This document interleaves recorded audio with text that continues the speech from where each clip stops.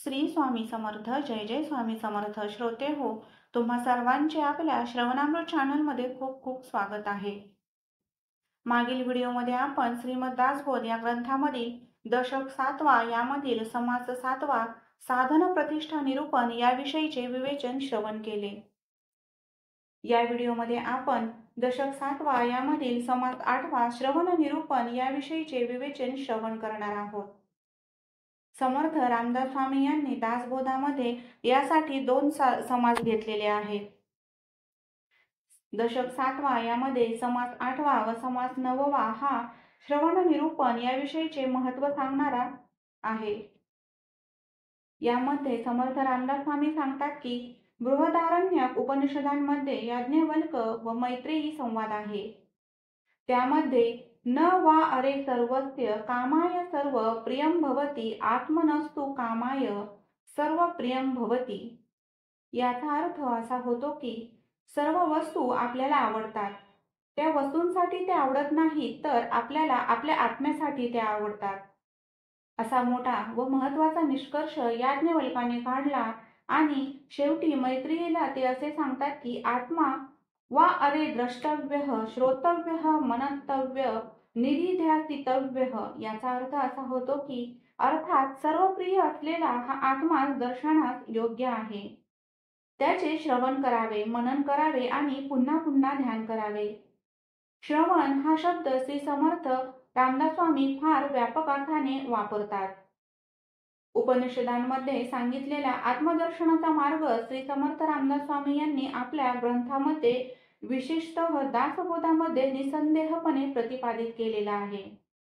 म्हणूनच त्यांच्या श्रवणाच्या निरूपणामध्ये मनन आणि निधिध्यासन अंतर्भूत आहे. हे दृढपणे ध्यानात ठेवावे. ज्ञान मार्ग असो की भक्ती मार्ग असो, योग मार्ग असो की शक्ती मार्ग असो, मनाची संपूर्ण एकाग्रता होऊन ध्यानावस्था साध्य होणे हे ध्येय असते. ध्यानावस्थेत एकत्र गोळा होणारे मन एकाकी तयार होत नाही. त्यासाठी त्याच्यावर ध्येयाचे संस्कार सारखे करावे लागतात व श्रवणाने हे कार्य सहज होते. परंतु झालेला संस्कार खोल रुतून मनाचा अविभाज्य घटक होण्यासाठी त्या संस्कारांचे रवंथ करावे लागते. एकच विषय मनात पुष्कळ वेळ घोळवण्याचे कार्य मननाने साधते आणि अधिकारी पुरुषाकडून नित्य श्रवण केल्याने मननाला सतत प्रेरणा मिळते. साधू पुरुषाचे शब्द श्रोत्याला प्रस्फुरित करतात. म्हणूनच परमार्थामध्ये श्रवणाला अनन्यसाधारण असे महत्त्व आहे. परमार्थामध्ये अत्यंत आवश्यक असणाऱ्या 5 गोष्टी म्हणजे संशय व शंका फिटणे, दुसरी दृश्याची आसक्ती कमी होणे, तिसरी भगवंत हवा असे मनाला वाटणे, चौथी प्रतिभा जागी होणे आणि 5वी म्हणजे मन एकाग्र करण्याची कला साध्य होणे. सत्पुरुषाकडून श्रवण केले असता या सगळ्या गोष्टी अनायासे साधतात असे समर्थ रामदास स्वामी आपल्याला सांगतात. प्रपंचामध्ये काय किंवा परमार्थात काय, श्रवण केल्याखेरीज काय करावे व कसे करावे हे माणसाला कळत नाही. सर्व देशात व सर्व समाजामध्ये श्रवणाने जीवन चालते. जगामध्ये इतके ज्ञान आहे, इतक्या वस्तू पसरलेल्या आहेत, पण श्रवणा वाचून ते ज्ञान हाती येत नाही. त्या वस्तूंची माहिती आपल्याला होत नाही. श्रवण नसेल तर सगळीकडेच अज्ञानाचा अंधार पसरतो. श्रवणाने अंतरंगामध्ये बदल घडून येतो. दुष्टाची दुष्ट बुद्धी नाहीशी होते. श्रवणामधून मनन व मननामधून निधिध्यासन उत्पन्न होते आणि निधिध्यासनाने आत्मसाक्षात्कार घडून येतो. आपण देहबुद्धीत राहणारी माणसे असल्याने आपले मन पुन्हा संशयाने ग्रस्त होते. त्याचे निरसन होण्यास पुन्हा पुन्हा संतांकडून श्रवण करणे आवश्यक असते. जेथे श्रवण घडत नाही तेथे साधकाने राहू नये, कारण तेथे खरा परमार्थ असत नाही. श्रवण नसते तेथे आळस बळावतो व परमार्थ बुडतो असे समर्थ रामदास स्वामी आपल्याला पटवून देतात. चला तर मग ओवी स्वरूपामध्ये श्रवण करूयात. श्रवण निरूपण. जय जय रघुवीर समर्थ, श्रीराम समर्थ, श्रीराम ऐका परमार्थाचे साधन, जेणे होय समाधान, ते तू जानगा श्रवण निश्चयेशी श्रीराम. श्रवणे आतुडे भक्ती, श्रवणे उद्भवे विरक्ती, श्रवणे तुटे आसक्ती विषयांची श्रीराम. श्रवणे घडे चित्तशुद्धी, श्रवणे होय दृढ बुद्धी, श्रवणे तुटे उपाधी अभिमानाची श्रीराम. श्रवणे निश्चय घडे, श्रवणे ममता मोडे, श्रवणे अंतरी जडे समाधान श्रीराम. श्रवणे आशंका फिटे, श्रवणे संशय तुटे, श्रवण होता पालटे पूर्वगुण आपुला श्रीराम. श्रवणे आवरे मन, श्रवणे घडे समाधान, श्रवणे तुटे बंधन देह बुद्धीचे श्रीराम.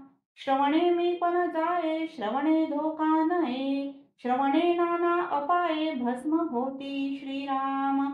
श्रवणे होय कार्यसिद्धी, श्रवणे लागे समाधी, श्रवणे घडे सर्व सिद्धी समाधानासी श्रीराम. सत्संगावरी श्रवण, तेने कळे निरूपण, श्रवणे होय जे आपण तदाकार श्रीराम. श्रवणे प्रबोध वाढे, श्रवणे प्रज्ञा चढे, श्रवणे विषयांचे ओढे तुटोन जाती श्रीराम. श्रवणे विचार कळे, श्रवणे ज्ञान हे प्रबळे, श्रवणे वस्तू निवळे साधकाशी श्रीराम. श्रवणे सद्बुद्धी लागे, श्रवणे विवेक जागे, श्रवणे मन हे मागे भगवंतासी श्रीराम. श्रवणे कुसंग तुटे, श्रवणे काम ओघटे, श्रवणे धोका आटे एकसरा श्रीराम. श्रवणे मोहनाचे, श्रवणे स्फूर्ती प्रकाशे, श्रवणे सद्वस्तू भासे निश्चयात्मक श्रीराम. श्रवणे होय उत्तम गती, श्रवणे आतुडे शांती, श्रवणे पाविजे निवृत्ती अचळ पद श्रीराम. श्रवणाविसे सार नाही, श्रवणे घडे सर्व काही, भवनदीचा प्रवाही तरणो पाव श्रवणे श्रीराम. श्रवण भजनाचा आरंभ, श्रवण सर्वी सर्वारंभ, श्रवणे होय स्वयंभ सर्व काही श्रीराम. प्रवृत्ती अथवा निवृत्ती, श्रवणे विन न घडे प्राप्ती, हे तो सकळात प्रचिती प्रत्यक्ष आहे श्रीराम. ऐकिल्या विन कळेना, हे ठाऊके आहे जना, या कारणे मुळा प्रयत्ना श्रवण आधी श्रीराम. जे जन्मी ऐकिलेची नाही, तेथे पडिजे संदेही, म्हणून या तुझे काही साम्यता न घडे श्रीराम. बहुत साधने पाहता, श्रवणासन घडे साम्यता, श्रवणे विण तत्वता कार्य न चले श्रीराम. न देखता दिनकर पडे अवघा अंधकार, श्रवणे विण प्रकार तैसा होय श्रीराम. कैसी नवविधा भक्ती, कैसी चतुर्विधा मुक्ती, कैसी आहे सहज स्थिती, हे श्रवणे विण न कळे श्रीराम. न कळे षटकर्माचरण, न कळे कैसे पुरःशरण, न कळे कैसे उपासन विधियुक्त श्रीराम. नाना व्रते नाना दाने, नाना तपे नाना साधने, नाना योग्य तीर्थाटने, श्रवणे विण न कळती श्रीराम. नाना विद्या पिंडज्ञान, नाना तत्वांचे शोधन, नाना कळा ब्रह्मज्ञान, श्रवणे विण न कळे श्रीराम.